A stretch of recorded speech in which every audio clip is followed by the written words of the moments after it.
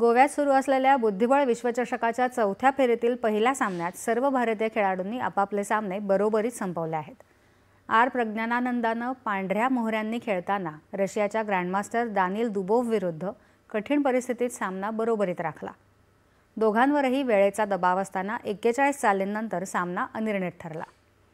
दुसऱ्या मानांकित अर्जुन एरिगेसेनं काळ्या मोहऱ्यांनी खेळत हंगेरीच्या अनुभवी पीटर लेको विरुद्ध फक्त 20 चालींमध्ये सामना बरोबरीत संपवला।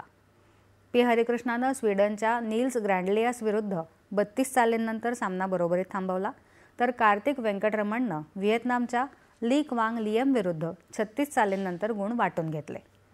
दरम्यान 46 वर्षीय पीटर लेको 6 वर्षांनंतर वैयक्तिक स्पर्धेत उतरला आहे। प्रज्ञानानंदाचा सामना तणावपूर्ण ठरला। तो सतत वेळेच्या दडपणाखाली होता। अखेरीस दुबोव्हनं सामन्यात निर्णायक संधी गमावल्यामुळे सामना बरोबरीत संपला। हवामान। राज्याच्या विविध भागांमध्ये थंडीची चाहूल लागली आहे।